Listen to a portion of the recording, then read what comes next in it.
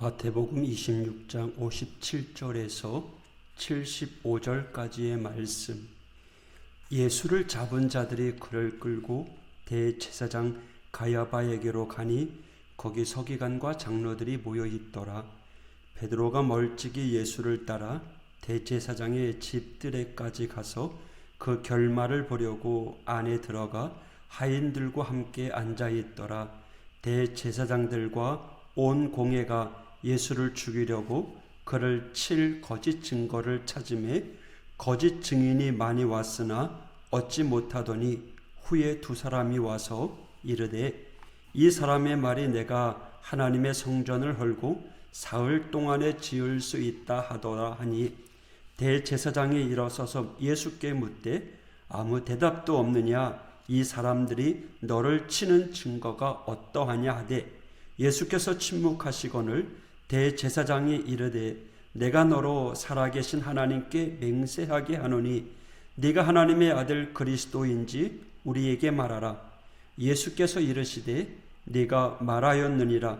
그러나 내가 너희에게 이르노니 이후에 인자가 권능의 우편에 앉아 있는 것과 하늘 구름을 타고 오는 것을 너희가 보리라 하시니 이에 대제사장이 자기 옷을 찢으며 이르되 그가 신성모독하는 말을 하였으니 어찌 더 증인을 요구하리요? 보라, 너희가 지금 이 신성모독하는 말을 들었도다.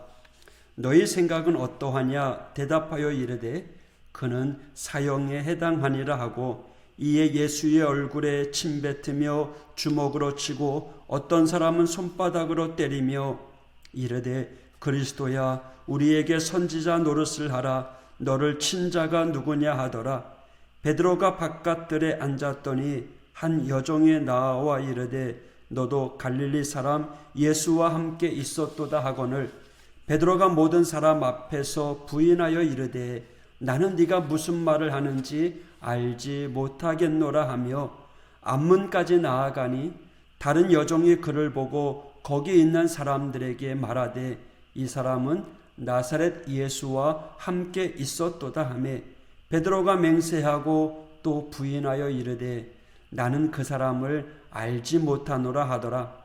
조금 후에 곁에 섰던 사람들이 나와 베드로에게 이르되 너도 진실로 그 도당이라. 네 말소리가 너를 표명한다 하거늘 그가 저주하며 맹세하여 이르되 나는 그 사람을 알지 못하노라 하니 곧 닭이 울더라.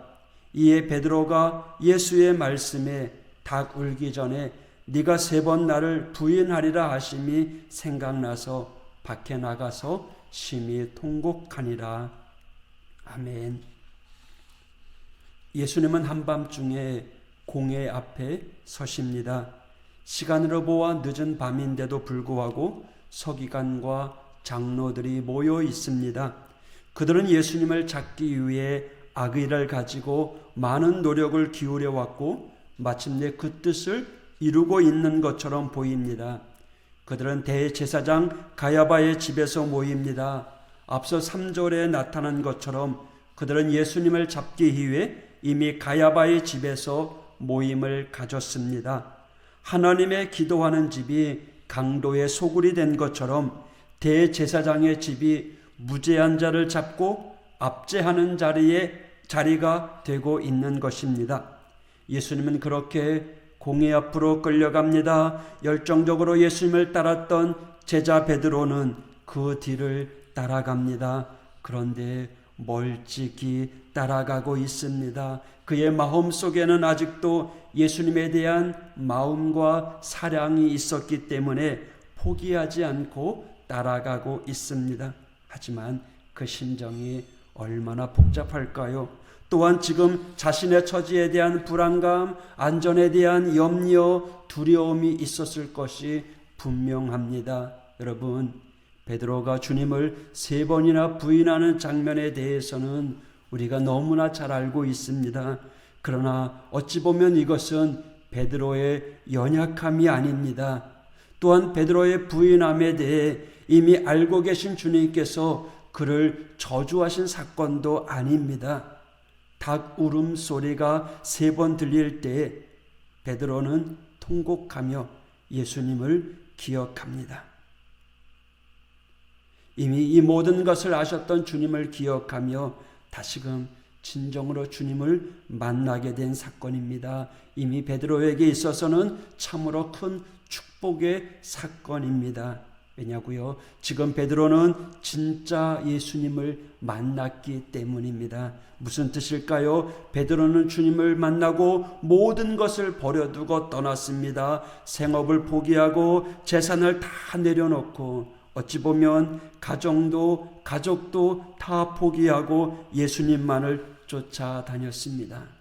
그런데 이것이 가능했겠습니까? 무언가 예수님에게 투자 가치가 있었다라고 생각했던 거죠. 실제로 예수님의 제자들에게 많은 소망을 주시고 약속을 보여주셨습니다. 메시아로서, 구세주로서 이 세상에서 자신을 구원한 구원주로, 선생으로 보여주셨던 겁니다. 그러니 베드로가 모든 것을 다 팽개치고 따라가지 않았겠습니까? 생각해 보십시오. 우리는 제자들의 모습을 당연한 듯 받아들이지만 조금만 좀 상식적으로 생각만 해도요, 그들이 무언가 약속을 받았거나 아니면 구체적이지는 않아도 예수님을 따라가는 데 있어서 충분한 가치가 있었겠다라고 판단했었을 것입니다. 예수님의 기적적인 능력, 메시아로서의 정황을 보고 한마디로 모든 것을 거는 투자를 한 것이죠. 그런데 지금 주님께서 공회에 잡혀 위기를 맞게 된 겁니다. 마치 내가 모든 것을 다 걸었더니, 요즘 젊은이들이 주식 투자하는데 영끌한다라고 해요. 영원까지 끌어모아서 때로는 비트코인에 투자하고요. 그런데 요즘 주가가 하락하고 비트코인이 내려가고 일명 쪽박차는 경우가 생겨나기 시작합니다. 그래요. 지금 예수님의 제자들이 모든 것을 다 걸고 예수님께 올인했는데 완전히 무효가 되어버리고 수포로 돌아가고 심지어 막대한 손해를 입게 된 것이 지금 베드로의 상황입니다. 그러니 지금 이 베드로의 마음은요, 우리가 상상하는 것 이상으로 복잡할 것입니다. 그 예수님, 수많은 기적을 행하셨던 예수님, 바다를 잔잔케 하고 또 그 바다 위를 걸어오셨던 그 권세, 죽은 자도 살리셨던 그 능력의 권세는 다 사라져 버리고요, 지금 연약한 죄인의 모습으로 사람들에게 체포되어 힘없이 끌려가는 예수님을 바라보면서 베드로는 부인할 수밖에 없었을 것입니다. 단순히 자신이 체포될 것에 대한 두려움도 있었겠지만 그것만이 다가 아닙니다. 이제껏 이렇게 끝나버릴 예수님을 따라다닌 게 아닌데, 내가 믿었던 예수님 지금 저런 모습이 아닌데, 아마 베드로는 나는 저 사람을 모른다라고 이야기하고 있는지 모르겠습니다. 충격이죠. 혼란이죠. 베드로의 이어지는 세 가지 부인, 그리고 통곡합니다. 예수님의 말씀이 떠올립니다. 마치 다메섹 도상에서 예수님을 핍박하던 사울이 부활하신 주님을 만났던 그때처럼 베드로는 진정으로 주님을 만나고 있는 겁니다. 여러분, 주님은요, 우리의 세상적인 투자의 대상이 아닙니다. 이익의 대상이 아닙니다. 내 성공을 위해, 내 인생의 축복을 위해서만 예수님을 도구로 삼아서는 안 됩니다. 그런 사람들은요, 인생의 궁핍이 찾아오고 문제가 찾아오고 난관이 오면은 가차없이 예수님을 버리고 부인하고 마는 이들이 많습니다. 마치 이 베드로처럼 말이죠. 그러나 그렇게는요, 진정으로 주님을 만날 수 없습니다. 우리가 계산했던 생각, 우리가 생각했던 주님의 능력, 지혜, 권세, 그 생각을 다 내려놓고요, 나의 생각을 내려놓고 우리 주님을 인격적으로 만나게 될 때 하나님께서는 당신의 계획을 우리를 통해서 우리의 삶 가운데 이루어지기를 원하고 계십니다. 여러분, 오늘 하루 어떤 꿈을 가지고 살아가십니까? 오늘 하루 어떤 생각을 가지고 하루를 보내시려고 하십니까? 오늘 하루 내 생각을 주님께 맡기십시오. 그리고 주님의 생각과 맞추십시오. 주님의 뜻을 이루기를 원하는 이 하루가 되길 원합니다. 나를 위해 주님을 부인하는 자가 아니라 주님을 위해 나를 부인하는 자가 되어야 됩니다. 그럴 때 주님의 능력이 내 안에 거하고요. 오늘 온전히 주 안에서 승리의 길을 걸어갈 줄 믿습니다. 오늘도 내 모든 것 내려놓고 주님의 말씀에 의지하며 주님의 뜻대로 이루어 주옵소서. 오늘 내가 말씀에 순종하겠습니다. 오늘도 주님과 함께 동행하는 복된 하루가 되길 원합니다.